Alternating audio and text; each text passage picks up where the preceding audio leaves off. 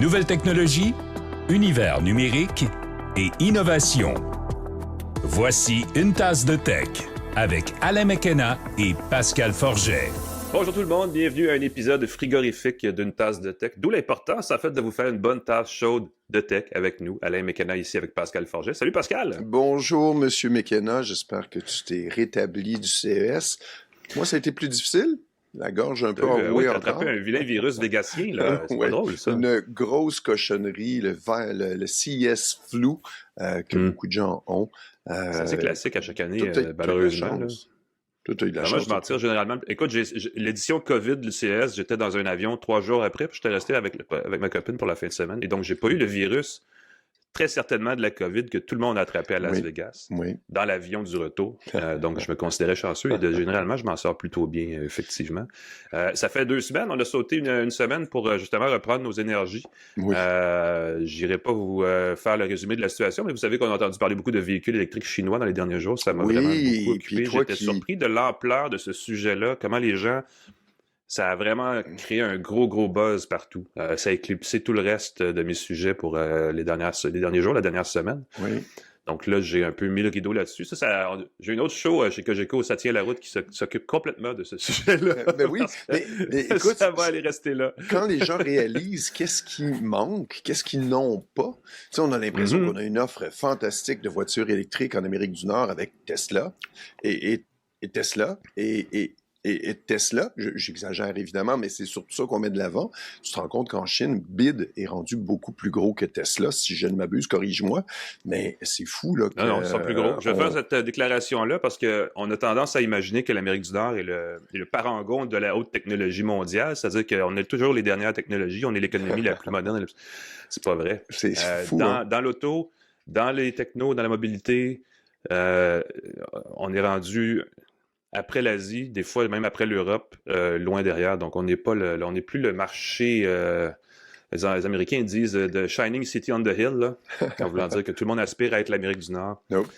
Ce n'est plus le cas. Non, on est dans un siècle chinois. Ça, c'est les éditoriaux que j'ai vus, là, qu'on est beaucoup plus influencé par la Chine qu'on s'en rend compte. Et on dit beaucoup à l'interne, dans les technos, que c'est la faute d'Apple, qui a donné les outils aux Chinois pour savoir faire des bons téléphones et des bonnes technologies. Ben, écoute, on va y revenir. On va remercier d'abord nos partenaires, TELUS et Plan Hub. TELUS et Plan Hub, merci de permettre l'existence de ce podcast, nous permet de manger à notre faim et de nous stimuler à faire des épisodes de fun. Se chauffer la nuit quand il fait froid l'hiver. Exactement, il va faire froid. D'ailleurs, mon système de climatisation synopé va bientôt clignoter pour me dire qu'on est dans une période où il faut que mon chauffage va baisser. Je vais aller me réfugier chez ma blonde. Le chauffage c'est une bonne raison. C'est une bonne raison. Dans cet épisode, on va parler de plein de sujets, puis je suis content parce qu'autour du CS, souvent, c'est un peu une période creuse pour les nouvelles. On va parler d'un Siri signé Google, d'un iPhone pliable. Ça, je pense que tellement de gens ont hâte d'avoir ça. On va parler de Spotify qui adopte l'intelligence artificielle. Je l'ai essayé, on s'en parle. La fin de Kindle dans Word, un téléviseur Amazon que j'ai vu en personne au CES. J'ai été assez impressionné. Il va être disponible au Canada. On vous donne plus de détails. D'un casque avec le son conçu par Bose à 200 $ et d'une tablette Android dont j'ai bien hâte que tu me parles dans les prochaines minutes. Oui, ça va être mon test de gadgets de la semaine. J'ai empilé depuis avant Noël quelques gadgets, et sans doute que toi aussi, parce qu'on a eu une petite pause festive qui a fait du bien. On a accumulé les stocks. Le monsieur du PS, que je salue, est passé à quelques reprises quand même. Écoute, je te laisse partir avec nos espressos de tech de la semaine en parlant... On va parler beaucoup d'Apple, parce qu'il y a beaucoup de rumeurs au sujet d'Apple dans les derniers jours. Oui, tout à fait. Notamment cette entente avec Google là, sur l'intelligence artificielle. Et ça me fascine. Apple qui fait appel à Google pour mettre de l'intelligence artificielle dans Siri. On sait que l'an dernier, Siri devait être conversationnel, devait intégrer l'intelligence artificielle. Anticiper nos besoins, comprendre le contexte. Et ça a été retardé, oublié, retardé. Et là, on a conclu une entente avec Google pour que ce soit Gemini comme assistant derrière. Et là, je fais un parallèle avec Copilot, qui est en fait ChatGPT enrobé à la sauce Microsoft.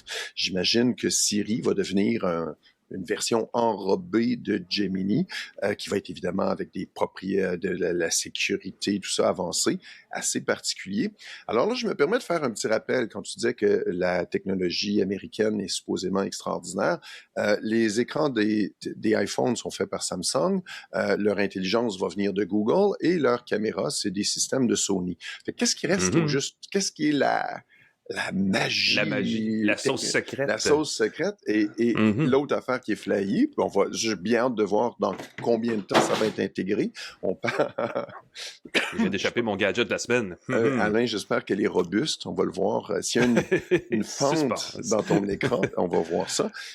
Et ce qui nous amène au peut-être la petite broche, la petite épinglette, le Human AI Pin, ou le projet Maxwell qui a été dévoilé par Lenovo au CES, par Apple. Là, ça va être oui, forcément. Là, ça va être En fait, ça nous ramène à... Parce que vous savez, au courant de l'année dernière, on a parlé du fait que OpenAI, M. Sam Altman, le PDG, a racheté la start-up d'un certain Sir Jonathan Ive, qui est essentiellement Johnny, qui était le concepteur de l'iPhone, qui a dessiné l'iPhone essentiellement, mais évidemment, Apple a toujours été un intégrateur plus qu'un constructeur, là, un peu comme bien d'autres entreprises. Et il a dessiné plusieurs générations du iPhone. Il a quitté Apple et là, il était un peu tout seul dans son coin. Et là, il s'est associé avec OpenAI pour lancer la prochaine génération de gadgets propulsés naturellement par l'IA générative et dont on parle beaucoup de l'après-iPhone pour définir ce que ça pourrait être. On parle d'appareils sans écran qui va nous...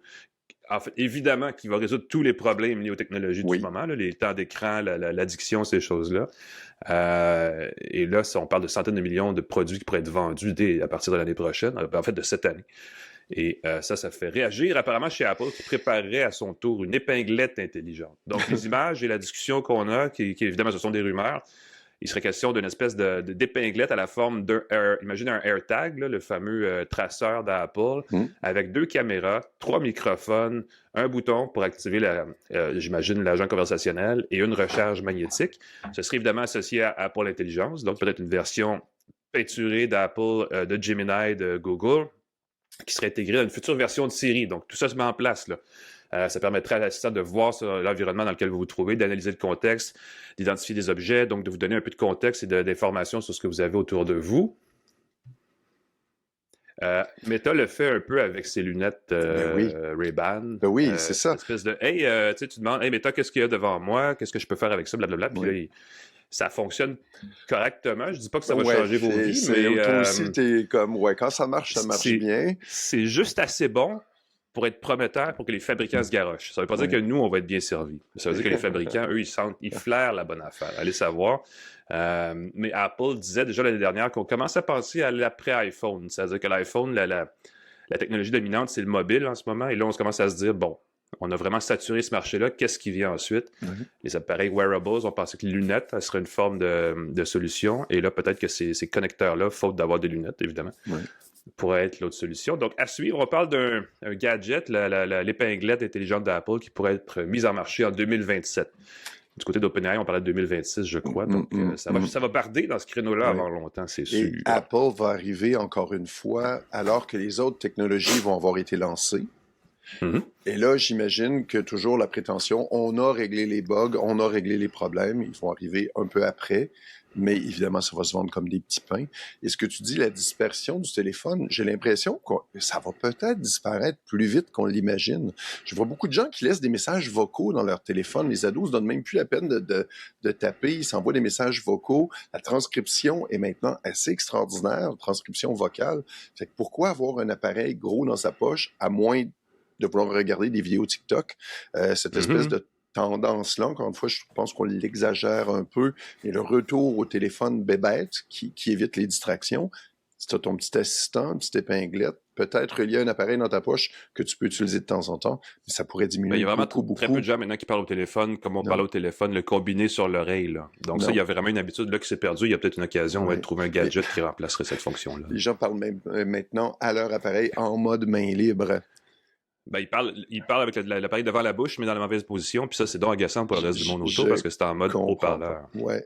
Les appels vidéo qui deviennent des appareils où les gens doivent voir les narines de la personne à qui ils parlent. Je me dis, mais pourquoi ils font des appels vidéo dans ce cas-là? Je sais pas. Il faut voir. Ouais. Pascal, parle-nous de la fin du send to Kindle dans Word. Tout petit détail, vraiment, Nono. Écoute, c'est une option j'ai vu, je sais pas, deux nouvelles de Microsoft qui m'embêtent. Microsoft avait une option dans Word qui permettait d'envoyer un document Word directement dans sa liseuse Kindle. Tu avais un bouton, tu voulais lire un document à tête reposée, un contrat, un article, whatever que tu avais dans Word, tu pouvais l'envoyer dedans. Petite extension toute bête. Tu n'as pas de Kindle, tu t'en sers pas.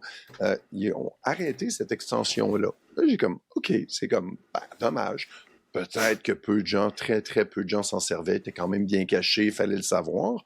Mais l'autre truc qui est fatigant, c'est que j'utilise mon Stream Deck, mon petit appareil plein de boutons que j'adore d'amour. Quand je fais des présentations Teams, dans Teams, tu peux activer ton micro, désactiver ton micro, tu peux coller du texte dans tes conversations Teams, tu peux surtout faire les emojis pour lever la main, l'emoji pour réagir. Il désactive cette extension-là, il désactive l'API. L'API n'est pas renouvelée. Là, je me dis, mais pourquoi Microsoft se met à couper dans des petites extensions, des petits plaisirs, des petits trucs surprenants, amusants qui sont là. Je sais que Microsoft en ce moment pousse Copilot dans la gorge, mais c'est hallucinant, Alain. Je te le mentionne souvent, je fais des formations sur Microsoft 365. Écoute, Copilot là, est maintenant intégré, ça en est désagréable. Avant, tu ouvrais ton menu office.com, tu avais tes applications faciles d'accès. Maintenant, c'est caché dans 4 couches de Copilot, puis des sous-menus. C'est plus en haut à gauche, c'est en bas, en tout petit. Ridicule. Et l'autre truc, puisqu'on est dans Microsoft, qui est très, très drôle, c'est que pendant qu'ils nous poussent Copilot au travers de la gorge, à l'interne, il y a un mémo qui a circulé. En passant, utilisez Claude. N'utilisez pas Copilot, utilisez Claude. Oups. Claude d'Anthropic. Et là, c'est complètement fou parce que on sait que Microsoft avait investi, je pense qu'ils sont rendus à 13 milliards de dollars pour dans OpenAI au tout début. GPT. Ils ont mis un petit 5 milliards, je crois, dans l'ordre de grandeur, il me semble que c'est ça, dans Claude, dans Anthropic. Et là, je me dis, oh là là, ils sont en train de répartir leur mise. Et ça va dans la direction où je pense que les intelligences artificielles vont vraiment se spécialiser de plus en plus. Puis tu vas payer pour la meilleure intelligence artificielle de même manière que pour une question légale, tu vas engager un avocat, puis pour réserver un voyage, tu vas prendre un agent de voyage. Je soupçonne que les intelligences artificielles vont plutôt que d'être générales, je pense qu'elles vont avoir une valeur en ayant des intelligences artificielles très, très, très spécialisées dans des domaines, puis on va pouvoir engager, on va pouvoir utiliser celle qui nous convient le mieux en fonction de la tâche.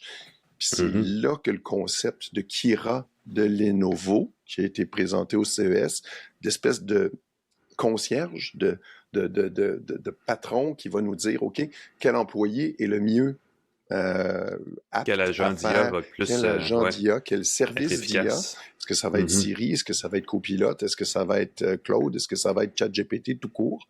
Va être le plus apte et le plus économe et le plus rapide, le plus efficace pour avoir la tâche qu'on veut. Je pense qu'on s'en va vers ça. Je me sens visionnaire. Je pense que je vais écrire un livre là-dessus. Ben, je vais dire ceci, avec les projections financières d'OpenAI, je comprends Microsoft de vouloir diversifier ses investissements dans l'IA parce que c'est sûr que financièrement aussi, il y a des enjeux liés à ça.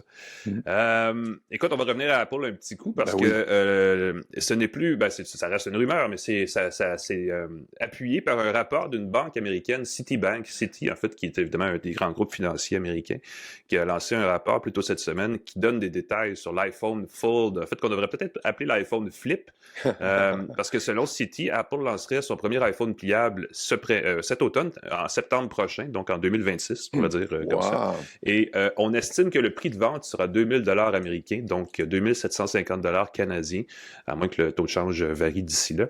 Mais ça vous donne une idée du prix, 2 fois le prix d'un iPhone tout court. Ce serait un appareil, évidemment, présenté comme un produit de prestige à la Apple. On imagine qui serait une vitrine technologique, un peu comme l'iPhone Air l'a été l'automne dernier. Qui, mon feeling, va disparaître mystérieusement. Écoute, l'iPhone Air est un beau gadget, mais justement technologiquement limité, disons-le comme ça, mais qui a quand même le modem. Tu sais, il y avait des morceaux dedans, tu fais bon, ok, c'est cool, ça vaut le prix. Peut-être pour l'utilisateur, c'était moins apparent, toute cette technologie-là. Et là, ce serait plus apparent sur ce produit-là, qui pourrait être en fait un iPhone Air 2. On pourrait décider de brander, deux écrans. Oui, mais qui a une logique exactement. Et plutôt que de faire un appareil style fold, donc qui se déplie verticalement pour donner un appareil plus carré, ce serait plus un flip, donc un appareil qui serait à clapet et qui s'ouvrirait, qui donnerait un écran de déplié de 7,9 pouces, donc un petit peu en dessous d'un iPad mini. Oui, mais c'est quand même assez grand, mais pas trop, parce qu'on ne veut pas aller jouer dans les créneaux de la tablette. Et ce serait donc plus similaire à un Galaxy Z Flip qu'un Fold, mais en plus grand, évidemment. Ce serait intéressant de voir. Ça, c'est la rumeur, évidemment. Le marché des pliables, on en parle beaucoup, mais c'est pas 3% du marché mondial des sans-fils. C'est extrêmement émergent en ce moment. Évidemment, nous, on en parle beaucoup parce qu'on est les mains là-dedans quotidiennement, mais évidemment, c'est dominé par Samsung, par d'autres entreprises chinoises qu'on ne voit pas chez nous ici. Huawei est un bon gros vendeur. Google fait plutôt bien chez nous avec le Pixel Fold, mais c'est tellement un marché niche pour l'instant qui est, semble-t-il, pas trop tard pour Apple de se lancer. Et on dit qu'évidemment, comme c'est Apple, avec la traction de la marque auprès du très grand public, ça confirmerait, ça cimenterait un peu l'existence de ce créneau-là pour un certain public qui cherche des téléphones très, très chers. C'est drôle parce que d'un côté, on parle de la fin des écrans, de l'autre bord, on nous sert des écrans à 3 000 $ qui seraient des téléphones avec des gros écrans, essentiellement. Ouais. Je pense que c'est ça qui est une drôle de combinaison. C'est l'entre-deux. C'est que si tu as un petit écran puis tu veux regarder un film, tu vas avoir le plus gros écran possible pour regarder ton film, et c'est là que le téléphone qui s'ouvre peut devenir intéressant. Moi, j'avoue que le Razer de Motorola, je le continue d'utiliser. J'aime ça, un petit téléphone dans ma poche. Puis quand je le déploie, j'ai mon écran large, j'ai tout ce qu'il faut pour travailler. Voilà. Et ça commence à être le fun versus le téléphone qui s'ouvre comme un livre, qui remplace une tablette. Mais c'est rare dans la vraie vie que j'utilise deux applications en même temps. Ben, tu vois, moi, j'utilise le Pixel Fold beaucoup parce que ça s'ouvre comme un petit livre de poche et j'aime beaucoup le lire. Et quand tu lis en 2 colonnes, c'est comme lire un livre littéralement, mais en format tablette, c'est vraiment extrêmement limité comme usage. Même la vidéo, comme c'est un format carré, la vidéo, ça ne fiche pas plein écran. Le gain d'espace, c'est pas apparent. Exactement. C'est pour ça que le type flip, là, t'as un peu le meilleur des deux mondes, c'est ça. Fait que la tablette, si tu voyais plein écran, encore une fois, si les capteurs des caméras étaient carrés et que tout était filmé carré par défaut, c'est l'IMAX, ça serait merveilleux. Mais là, le fait d'avoir une bande en haut et en bas, pourquoi tu déploies ton téléphone? On perd de l'espace d'affichage. C'est ça. Puis je pense qu'il n'y a pas tant de gens qui lisent que ça. Je pense que ça se peut surtout sur un écran de téléphone. Non, c'est ça, c'est pas peu toujours dans les écrans, on va parler de téléviseur avec nos amis d'Amazon. Il faut que j'en parle parce que je l'ai vu, j'ai reçu le communiqué et j'ai eu la chance de le voir. Amazon avait un petit kiosque un peu à part, je sais pas si tu as fait un tour, et il présentait entre autres le Amber Artline, Amber comme ombre, E-M-B-E-R, d'ailleurs comme la tasse Amber que j'ai ici à café, qui est conçu pour s'intégrer harmonieusement dans son intérieur, comme un cadre, comme les frames de Samsung, télé qui était assez coûteuse, avec des écrans anti-reflets. C'est un écran 4K QLED, très belle reproduction des couleurs. J'ai été très agréablement surpris en personne. Tu sais, c'est pas les conditions d'éclairage idéales. J'ai pris une photo de la télé Amber Artline. C'est sur mon site web, si jamais vous avez envie de le regarder. J'ai zoomé dans la photo. Je voyais les petits reliefs des coups de pinceau. Et je suis comme, voyons, à l'œil, même dans mon appareil photo, à l'œil, c'était surprenant, mais même sur la photo, on voyait cet effet de relief-là.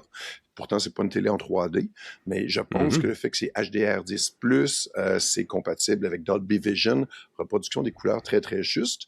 Il y a une détection des mouvements qui va s'activer, qui va, si on veut, pour activer la télé Amber Artline, 4K. Ça, c'est dans la pièce. Ça l'éteint la nuit. Ça l'éteint la nuit, c'est ça, quand on n'est pas là.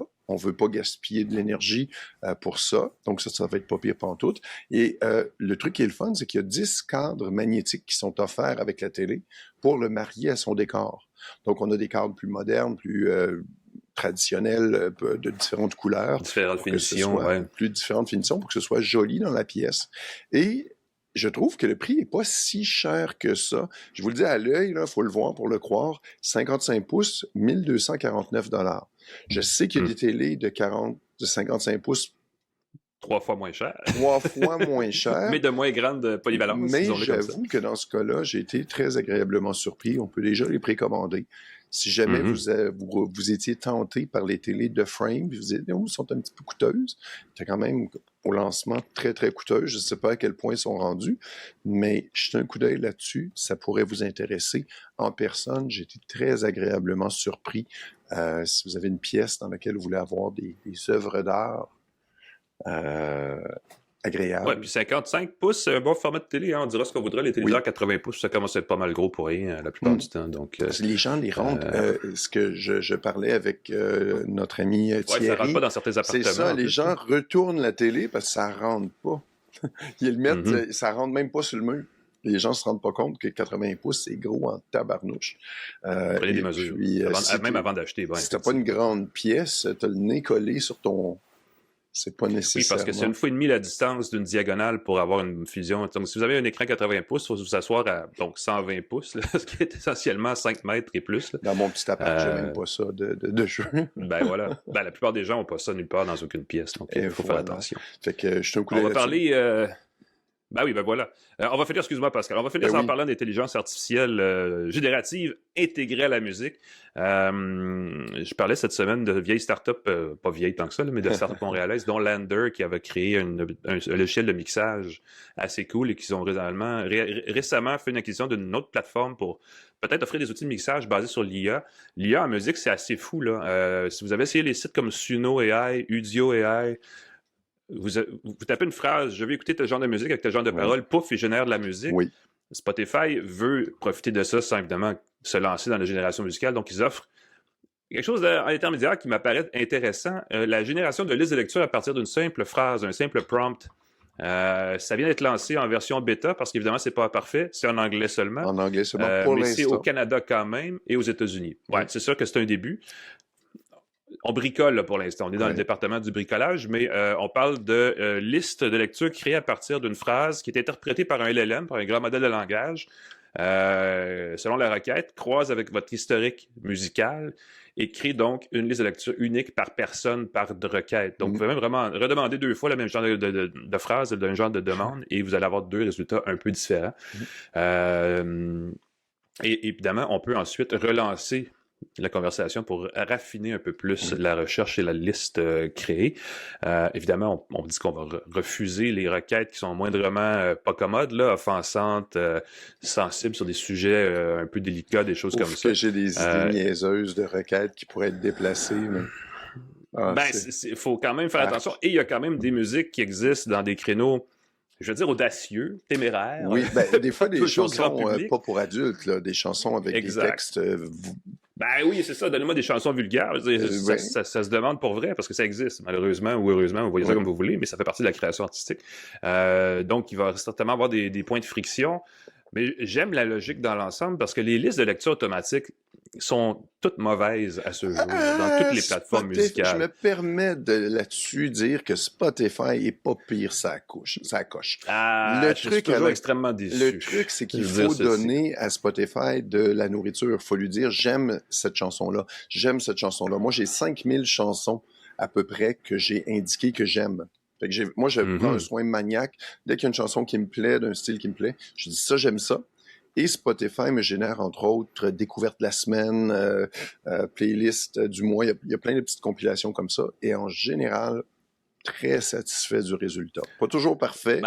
Je veux dire ceci, parce que j'ai des enfants qui ont toutes mêlé ma playlist sur mon téléphone.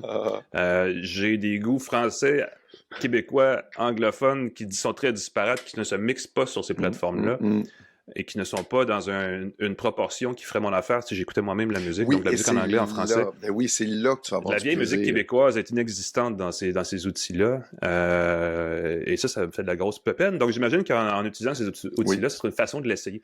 J'ai pas eu le temps de l'essayer parce que j'ai vu passer ça un peu en retard ce matin. Oui. J'étais définitivement dans les autos chinoises depuis 3-4 jours. Moi, j'ai essayé tout de suite. J'ai dit, peux-tu me faire une liste de lecture? Ça fonctionne comme promis, quand même, parce que ce que j'ai dit, c'est trouve une liste de lecture, pour te dire ma créativité incroyable, de chansons alternatives qui pouvaient jouer à la radio en 1985.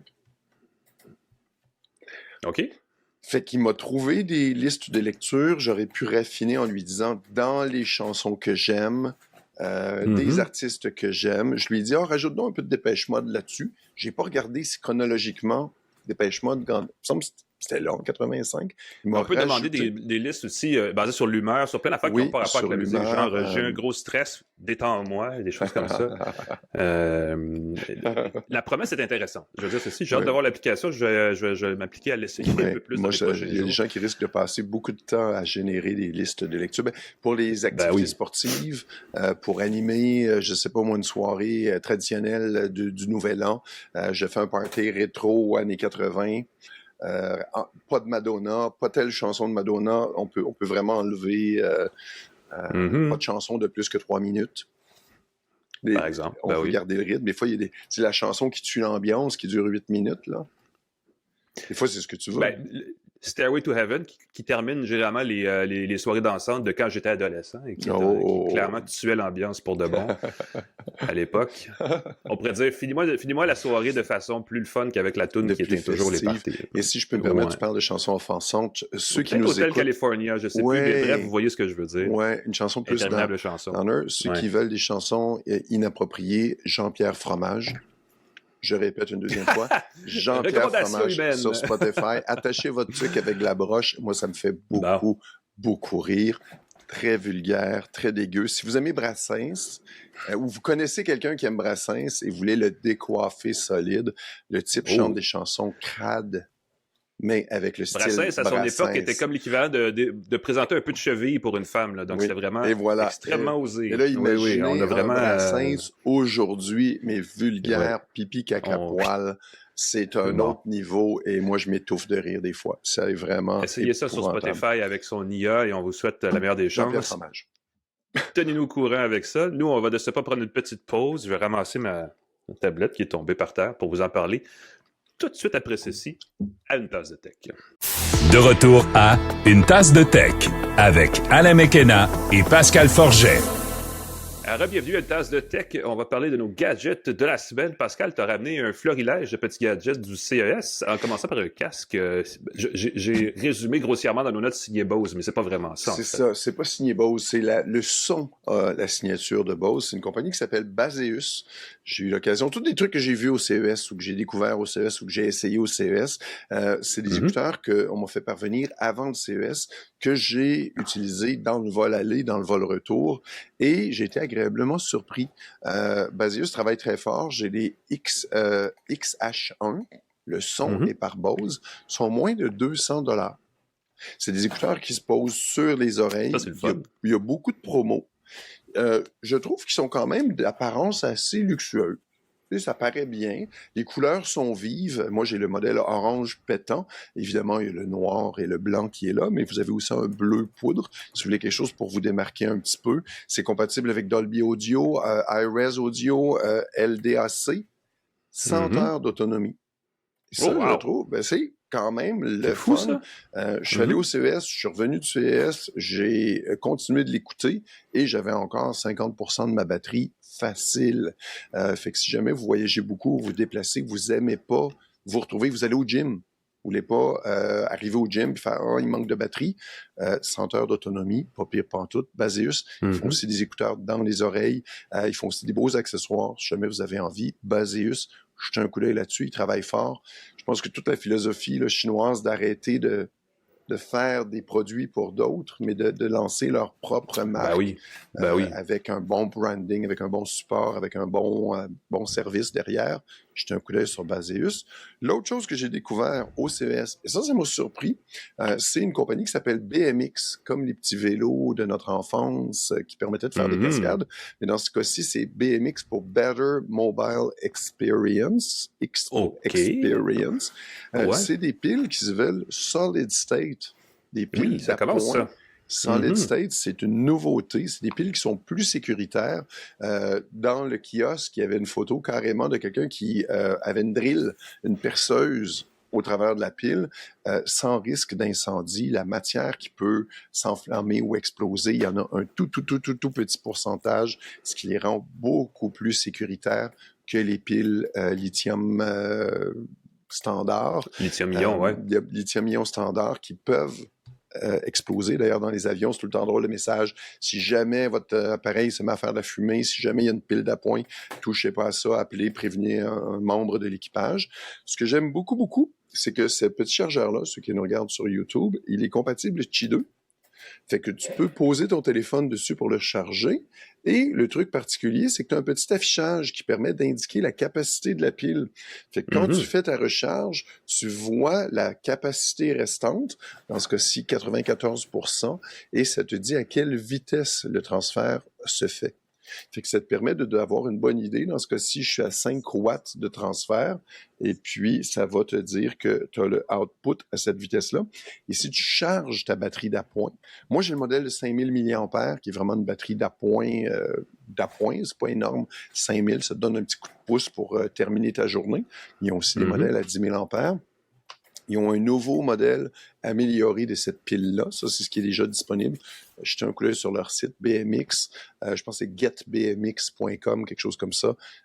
Je trouve ça vraiment cool. Pas très cher en plus. Nouvelle technologie de pile, très compacte. On parle de 120 $ canadiens. Quand même. Je sais qu'il y a des piles d'appoint beaucoup moins coûteuses ici, mais si vous cherchez quelque chose d'un petit peu geek, un petit peu high-tech, avec l'affichage... Solid State, on promet aussi que c'est plus durable, donc peut-être que dans 5-6 ans, elle va encore fonctionner, alors que celle à 40 $ va vous avoir lâché en cours de route. Oui, j'ai beaucoup de piles d'appoint que je réutilise après quelques années, puis il n'y a plus de capacité, il n'y a plus de charge. Un autre truc qui a été très, très utile au CES, je me suis fait avoir en voyage avec un fil qui ne permettait pas la recharge.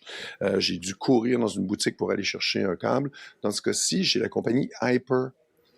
Hyper qui fait des super beaux produits, des super beaux accessoires. Ils ont un câble 240 watts USB-C. Hey boy. 200, là, tu peux charger ton laptop, tu peux charger deux laptops, tu peux charger plein de choses en même temps. Il est en silicone, et ça se voit pas, mais ça se sent très, très doux, très agréable au toucher, très solide au niveau des connecteurs. Il coûte pas très cher. C'est 30 $ pour un câble de 2 mètres de long. Fait que si jamais vous cherchez un câble qui va vous durer, que vous pouvez mettre dans votre valise, qui va permettre de charger avec le bon chargeur votre laptop, vous brisez le fil, ainsi de suite, vous pouvez laisser votre gros bloc d'alimentation de votre laptop à la maison et vous pouvez utiliser, encore une fois, Hyper m'a aussi envoyé la petite prise de recharge. Un pavé d'alimentation. Pavé d'alimentation. J'avoue que je trouve que le design n'est pas super. J'aurais aimé quelque chose de plus compact, parce que si tu mets ça, c'est un bloc de recharge qui est carré, assez gros, à peu près de la taille d'un jeu de cartes. Je ne sais pas si l'analogie est là. 4 ports, 3 ports USB-C, un port USB standard, avec un petit bout, la prise qui se replie. Prend pas trop de place dans les valises. Très dense, très lourd. Très étonnant comment cet appareil-là, il y a vraiment toutes sortes de filtres de protection pour la surtension, ainsi de suite. Sauf que ce truc-là va pendouiller dans sa prise. Et c'est assez lourd, assez gros. Si on branche 4 appareils dedans, ça se peut que ça glisse, ça se peut que ça tombe. J'aurais aimé quelque chose de plus compact, plus près de la prise. Mais si vous avez ça, vous pouvez avoir votre fil 240 watts, vous pouvez avoir votre adaptateur et vous pouvez charger 4 appareils sans aucun souci en voyage. Moins de place que d'avoir plein de petits chargeurs séparés.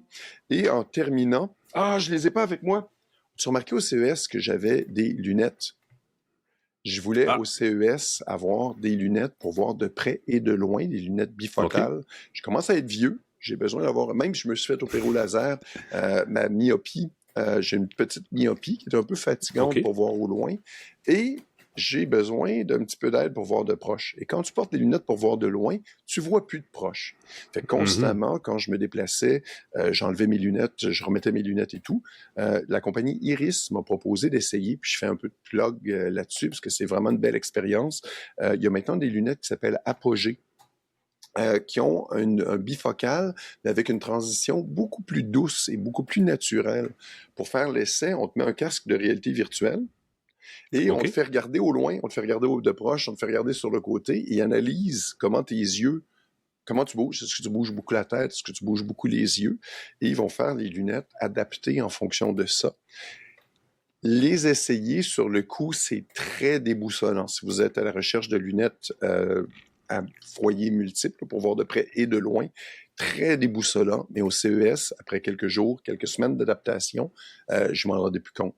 Fait que je voyais bien de près, je voyais bien de loin, et j'avais pas besoin d'enlever mes lunettes, risque de les perdre, risque de les abîmer. Je vous le dis, c'est vraiment le fun, ça demande une adaptation, c'est pas donné. Les lunettes que j'ai eues étaient des lunettes de la compagnie Signature, qui est pas associée au gros groupe de lunettes, qui était très légère, très très sexy. Je pense que l'ensemble de mes lunettes, verre et monture, je pense que je m'en serais sorti pour $2000. Fait que mais c'est, écoute, j'ai arrêté de porter des lunettes parce que j'étais plus capable d'avoir des lunettes lourdes qui convenaient pas à mes besoins. Avec ces lunettes-là, j'ai vraiment quelque chose que je peux porter dans des événements pour faire des courses. Je vois bien près, je vois bien loin. Attention à l'adaptation.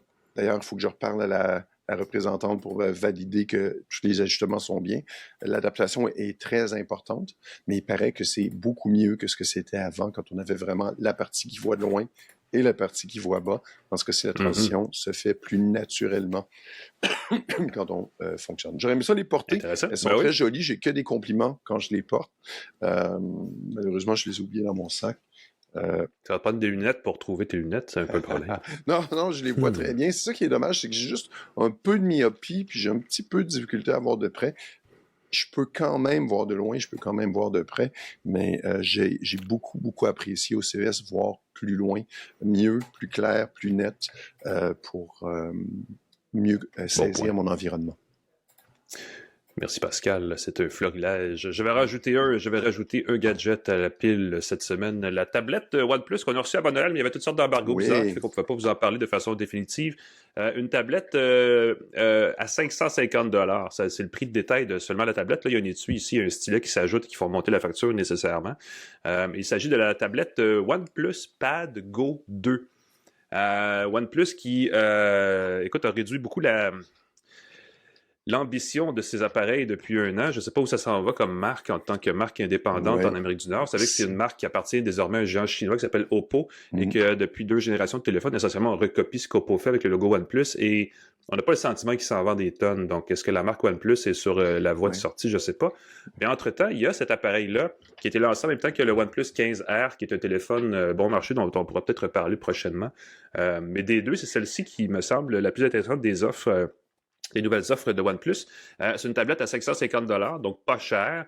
C'est une tablette Android, nécessairement, mais avec quand même le logiciel OxygenOS, qui est la surcouche d'interface de OnePlus, qui est adapté au format tablette, qui fait quand même plutôt bien, et qui s'agence, en fait, avec tout le reste des produits OnePlus. Si vous êtes un inconditionnel des téléphones, la tablette offre une transition naturelle pour partager du contenu, partager la connexion cellulaire, transférer des fichiers, puis ainsi de suite, un peu comme la plupart maintenant des fabricants l'offrent.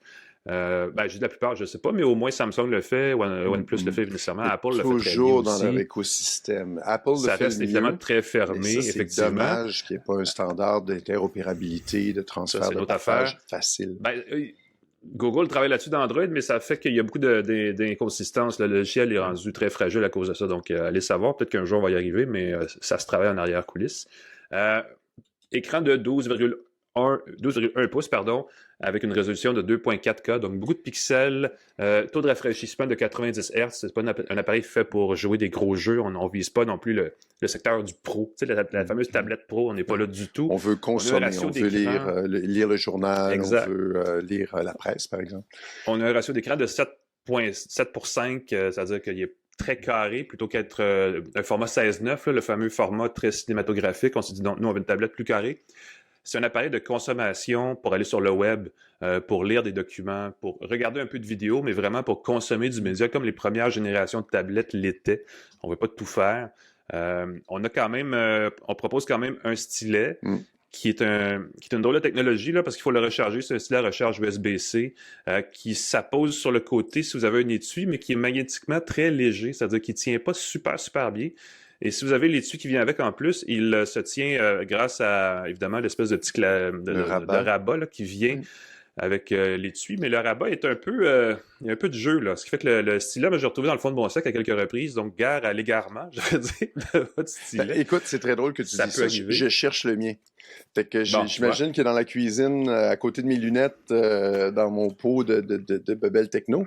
Mais c'est pratique, évidemment, pour prendre des notes, gribouiller, éditer des PDF, vous savez, la classique, évidemment, mais c'est léger. Là. On ne vous parle pas d'un appareil dans lequel vous allez faire des dessins très précis pour des éventuelles productions de super production, en fait.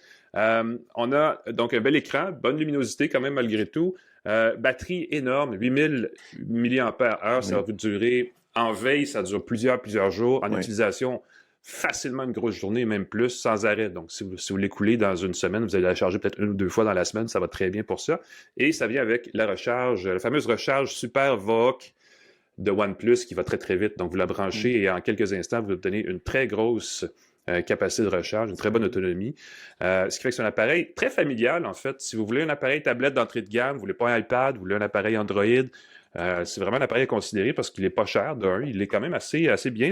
Il est plutôt mince, beau design, léger, portable, assez durable. Je dis, il n'est pas évidemment à l'épreuve de tout, indestructible, mais quand même pour un appareil familial, au prix qu'il est vendu, c'est quelque chose qui est très comparable à un iPad d'entrée de gamme et ça ne vous fera pas pleurer s'il y a une graphine qui apparaît éventuellement. Donc pour la maison, pour la famille, c'est très bien. En revanche, tablette Android pas cher égale durabilité incertaine. On a un processeur Mediatek là-dedans. Ils ont tendance à vieillir très rapidement, les processeurs Mediatek. Donc, peut-être une nouvelle mise à jour d'Android éventuellement va comme faire que ça va être très lent. Il y a toutes sortes d'applications qui sont mal conçues sur Android pour les tablettes, qui ne sont pas optimisées pour l'écran, en tout cas pour plein d'affaires, qui fait que l'autonomie à long terme pourrait être ne pas atteindre le niveau auquel vous attendez, je vais le dire comme ça. Donc ça, c'est un petit peu un bémol et nécessairement, si vous voulez l'utiliser à fond, ça vous prend les accessoires. L'étui est une coque en plastique transparente, mais tu sais, comme pas tout à fait transparente, qui fait border, comment dire, bon québécois, cheapette. T'es dur. Ça m'a un peu déçu. T'es dur, c'est pas J'aurais préféré pire. quelque chose d'un petit peu plus...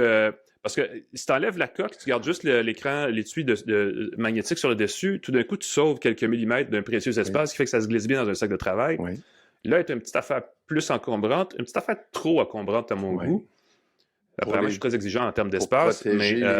Pour protéger la tablette, quand on l'offre à des enfants, par exemple. Ben là, c'est sûr que c'est une protection entière, effectivement. Puis ça fait moins de la peine de craquer cet étui-là. En fait, qu'il se fendille ou qu'il s'abîme, c'est pas très grave vu le prix. Mais nécessairement, il faut l'acheter en plus de la tablette et il faut acheter le stylet aussi si vous voulez. Et là, ça commence à s'empiler les coûts.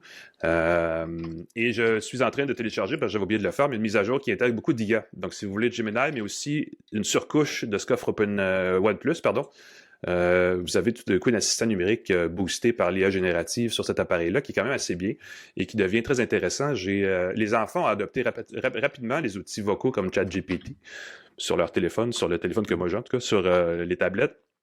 Et ça, c'est un premier bon contact si vous voulez voir, si jamais ça vous fait pas trop peur, là, que votre enfant parle à Gemini, entre autres, ou une IA conversationnelle. C'est un bon point de départ. Je ne sais pas à quel point je recommanderais de le faire, mais c'est faisable. Je pense qu'il faut apprendre. Je pense que le truc à faire en tant que parent, en tant que personne qui ont des enfants, puis là, encore une fois, je parle un peu au travers de mon chapeau, parce que j'emprunte l'enfant de ma blonde de temps en temps, mais je sais qu'il s'est servi de copilote vocal pour réviser un examen de mathématiques. Bam, 100%.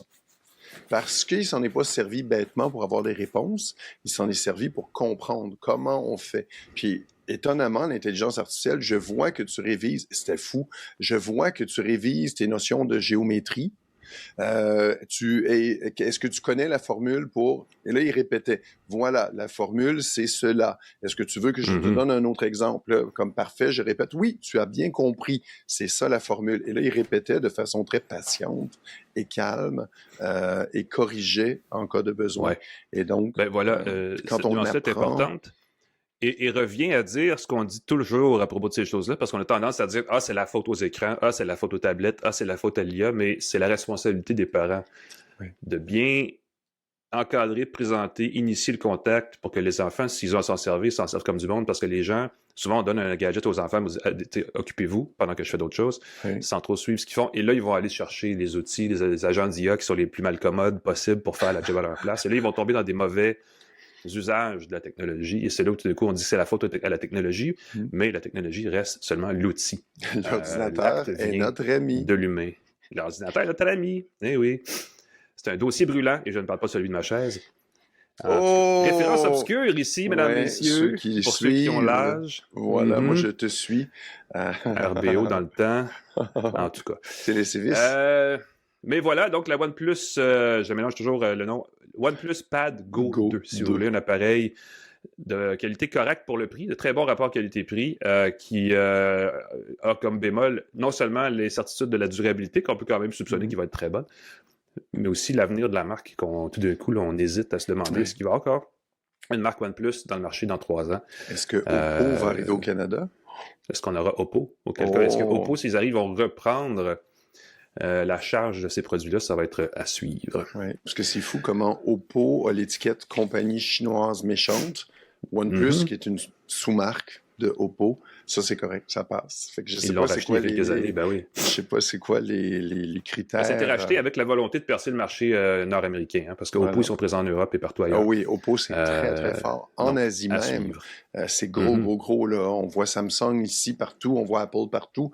En Chine, c'est Oppo qui est très, très présent. Puis l'autre marque aussi, c'est Xiaomi. Xiaomi qui est aux États-Unis aussi un peu, qui s'en vient tranquillement au Canada. Oui, on souhaite ça. Plus qu'il y a de variété, plus qu'on aime ça, plus ça nous fait de produits à présenter, plus que ça nous fait d'options pour le consommateur. Voilà. Qui est le fun ici. Merci Alain. Merci Pascal. Toujours un plaisir. Merci à TELUS, merci à Plan Hub, nos partenaires. Merci à Cogeco Média pour la diffusion, la mise en onde de ce podcast-là sur la plateforme de podcast de votre choix. Abonnez-vous, suivez-nous, likez-nous, parlez-en à vos amis, réécoutez les vieux épisodes. Vous voyez comment la technologie évolue vite, c'est fou. Alain, on peut t'écouter, on peut te lire dans la presse. Lisez la presse, ben oui, absolument. Et on peut t'écouter aussi dans ta balado de voiture. Faire un tour, oui, du côté des balados de Cogeco. On parle beaucoup de voitures électriques chinoises et on a fait le tour de la question dans les derniers épisodes. C'est le salon de l'auto en ce moment, ça se peut-tu?